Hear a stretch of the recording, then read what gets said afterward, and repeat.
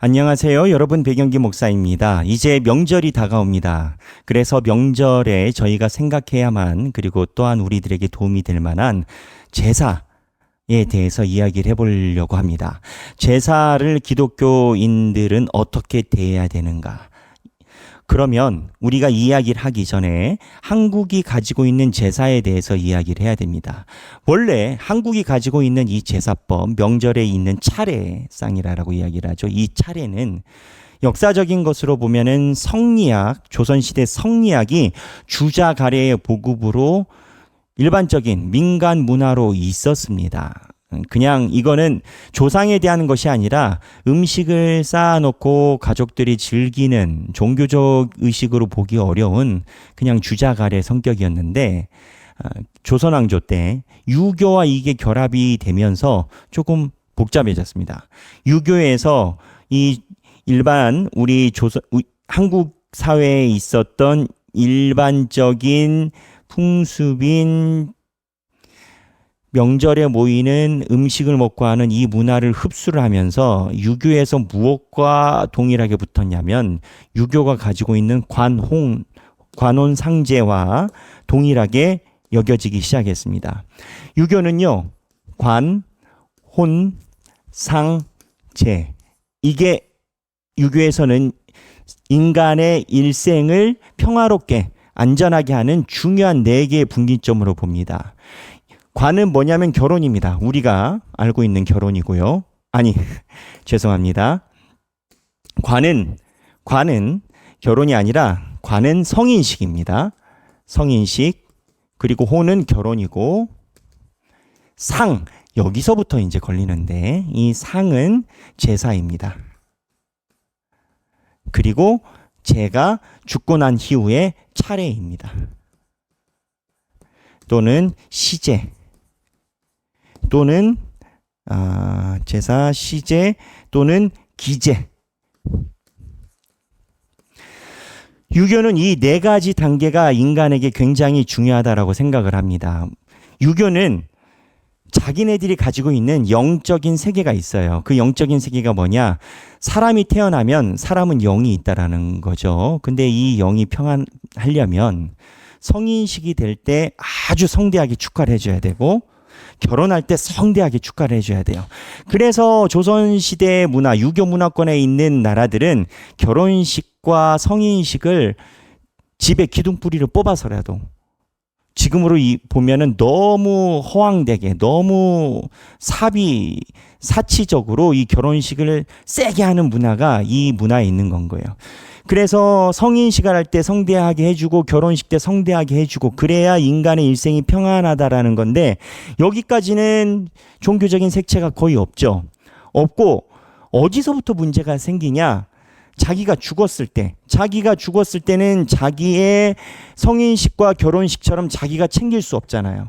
그래서 자기가 죽고 난 다음에 제사상, 그 다음에 죽고 나서 1년 후에 또는 명절 때마다 오는 차례상, 이 2가지를 잘 해결해야 그 영혼이 구천에서 떠돌아다닐 때 평안하다라는 생각을 갖고 있어요. 문제 포인트는 여기에요. 영혼관이에요. 유교에서는 기본적으로 이 상례와 제례를 넘어가면서 인간의 영혼이 떠돌아다닌다, 구천을 떠돌아다닌다라는 생각을 기본적으로 갖고 있어요. 그렇다면 기독교에서 이거를 용납할 수가 있냐? 아니요. 기독교에서는요, 사람이 죽고 나면 하나님께서 예수 그리스도의 품 안에 있는 낙원에 있습니다. 낙원에 있고, 그 다음에 하나님의 심판대에서 영원한 생명을 받지 못하는 사람들은 스올, 음부에 있습니다. 그 다음에 마지막 날에 양쪽에 스탠바이 하고 있던 영혼들이 마지막 날에 재림을 통과하면서 낙원에 있었던 사람들은 천국으로 가고, 새하늘과 새 땅으로 가고, 여기에 낙원이 있고, 그 다음에 그렇지 않은 사람들은 수월이 있습니다. 여기가 죽음이죠. 죽고 나서 기독교의 세계관은 죽고 나서 낙원에서 마지막 재림, 재림 때 낙원은 새하늘과 새 땅, 천국이죠. 완전히 이루어지고 수월에 있던 사람들은 무저갱으로 사라집니다. 그래서 인간은 죽고 나서 이 낙원과 스월 사이에서 스탠바이 하고 있습니다. 더 중요한 건 이 영혼들이 지구상에 있는 남아있는 후손들과 접촉을 할 수 있느냐라는 겁니다. 부자와 가난한 나사로 이야기 보면은 복음서에 나오는 이야기를 보면 부자가 이야기를 합니다. 가서 내 후손들이 여기 스올에 있으니까 힘들거든요. 여기에 오지 못하도록 해라.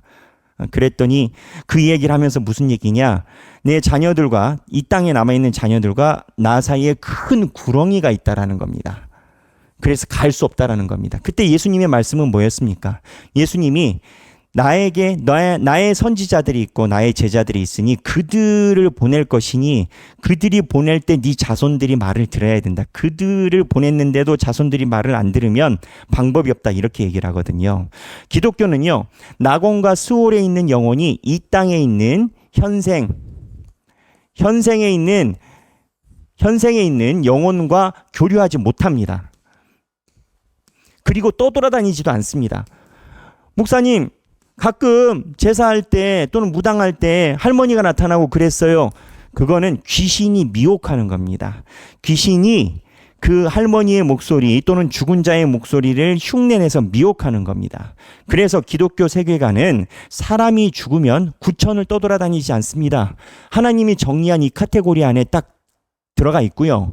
그리고 구천에 떠돌아다니지 않을 뿐더러 구천에서 현생이라고 이야기하는 현재와 교류하는 것이 신학적으로 불가능합니다. 무슨 얘기냐? 지금 유교에서 이야기하는 관혼상제, 이거는 기본적인 전제가 뭐냐면 바로 이 유교적인 영혼관을 기반으로 하고 있습니다. 이 관혼상제, 영혼관을 기반으로 하고 있습니다. 이 영혼관이라고 제가 무언가 좀 다른 느낌으로 설명을 했는데 이게 학제에서는 그렇게 이야기를 하는 내용이죠. 근데 이게 신앙에 관련된 문제입니다. 만약에 우리가 제사에 대해서 우리가 고개를 숙인다든지 그 다음에 유교에서는 차례, 시제, 기제가 있는데 이거에 대해서 우리가 동참할 경우 구천을 떠돌아다니는 귀신에 대한 우리가 예배드리고 참여함이라는 겁니다. 여기서 제가 예배라라고 이야기를 했습니다. 왜냐하면 이들이 하는 차례나 시제는요, 이들 나름대로의 순서가 있습니다. 여러분 아시죠? 이제 기본 절차가 있습니다. 강신임, 처음에 강신합니다. 향을 피우고 초를 밝힙니다. 자, 강신의 뜻이 뭡니까? 말 그대로 신이 임한다라는 겁니다.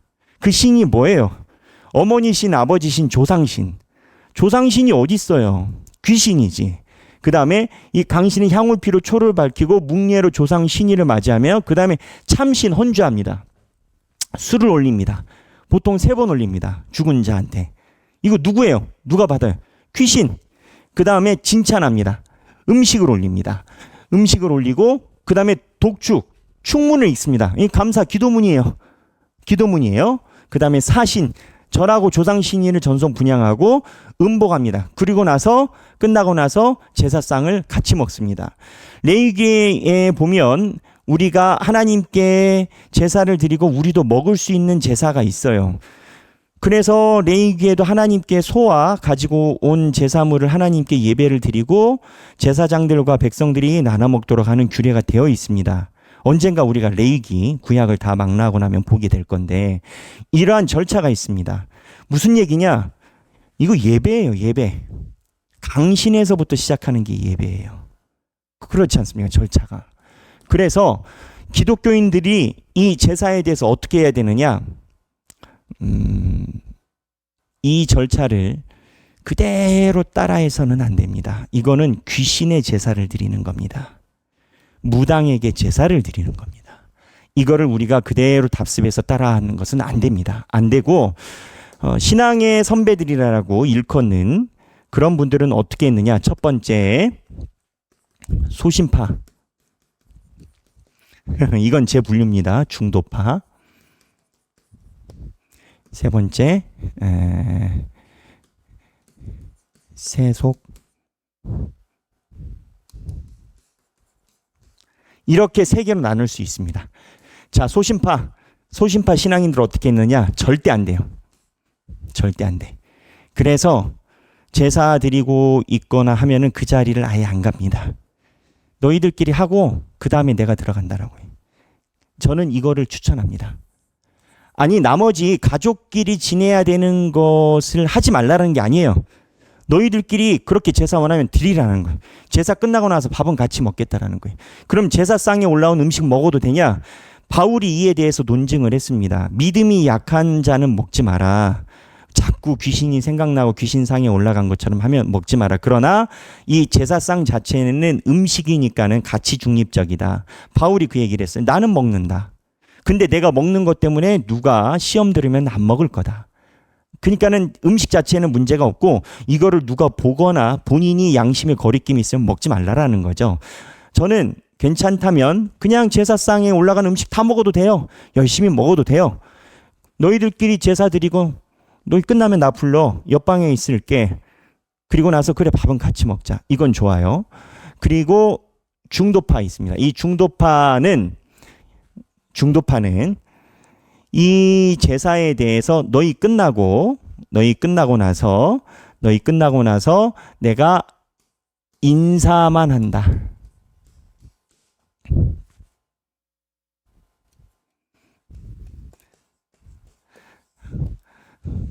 가족끼리 인사만 한다가 이제 중도파라고 볼 수 있습니다. 내가 가족끼리 인사만 할 테니까 너희들 다 끝나고 마지막에 가서 나는 상패에다가 절하지 않는다. 이 내용이 있습니다. 그러면은 세속 타락파는 따라하는 거. 이거는 안 됩니다. 이거는 절대 안 됩니다. 자, 이 계열이 있었는데 이 상황에서 우리 기독교적으로 총회에서 한국 기독교에서 어떠한 것을 이야기를 하느냐? 소신파에 해당되겠죠. 여기에서 예배법을 나눠줬습니다. 차례상 차려. 그래, 너희들 하고 싶은 거 먼저 해. 그럼 끝나면 어떻게 하냐? 자, 그 차례상 앞에서 우리 가족끼리 예배해. 그러면 예배 대상이 누구예요? 하나님. 우리는 이 차례상에다가 예배하는 게 아니야. 그래서 이 예배를 드리고 하나님께 우리 가정을 이렇게 이루게 해주시고 우리 가정이 어머니 아버지와 할아버지 할머니로 이렇게 대가 있을 수 있도록 해주신, 지켜 보호해 주신 하나님께 감사합니다라고 예배를 드리게끔 우리 총회에서 예배법이 나갑니다. 저희가 명절 때마다 나가는 명절 예배는 철저하게 총회에서 권고한 예배 순서와 설교를 그대로 담아서 보냅니다. 예전에는 이거를 저희가 써서 새로 설교를 써서 보내곤 했는데요. 아무래도 교단적으로 전체적인 일치가 있어야 되겠다 싶어서 총회에서 나온 걸 그대로 우리가 다시 디자인해서 프린트아웃 해가지고 칼라로 해서 여러분들에게 나눠드리고 있습니다. 결론. 제사 명절 때 우리는 어떻게 하는 게 좋느냐? 집안에서 만약에 제사가 계속 있었던 집안이라면 여러분들이 제사 먼저 드리라고 하십시오. 그리고 옆에 방 가셔서 제사 끝나면 같이 식사를 하십시오. 이게 1단계. 거기서 조금 더 나갈 수 있으면 제사 드리라고 하십시오. 그 다음에 제사가 끝나면 모여서 같이 예배 드리십시오. 2단계. 3단계. 만약에 그 가정들이 이제 기독교에 대해서 친화적이면 제사상 차려놨어요. 거기까진 놔둬요. 가족끼리 먹는 거니까. 그 제사상 상태에서 강신이나 이런 것 없이 제사상 앞에서 그냥 예배 같이 드려요. 가족끼리. 일치가 되면 이게 좋습니다. 이 세 개 중에 하나. 정리해 드릴까요? 첫 번째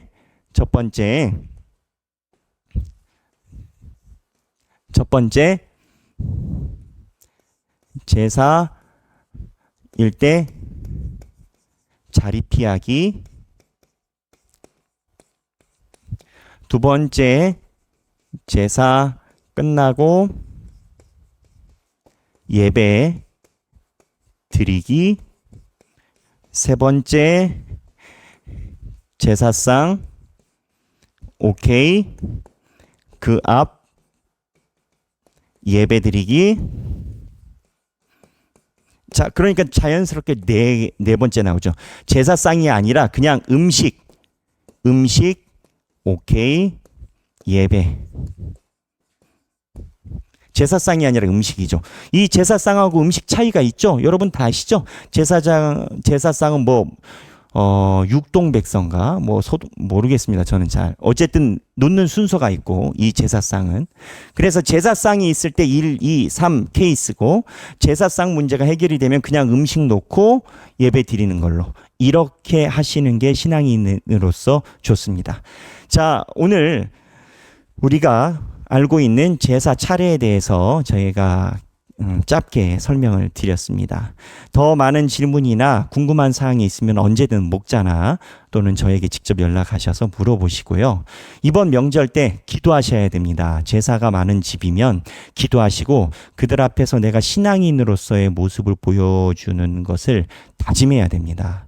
그리고 그 모습을 여러분만 보는 게 아니라 여러분 배우자, 그 다음에 자녀들도 봅니다. 여러분들이 얼마만큼 신앙에 올바로 서 있는지를 보면서 교회라는 것에 대한 관심도와 예수 믿자라고 할 때 영향력이 갈립니다. 아니, 우리 어머니가 평생 동안 제사 드렸는데 교회 다니더니 자기의 소신으로서 얘기를 하고 이런 이야기를 하더라.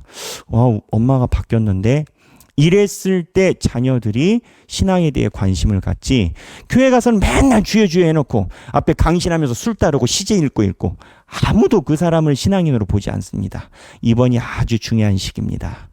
그리고 가능하시면, 아니 필수적으로 이러한 날일수록 하나님 앞에 나와서 예배를 드림을 우선으로 하십시오. 광주권에 계시면 교회 와서 현장 예배 꼭 드리시고요.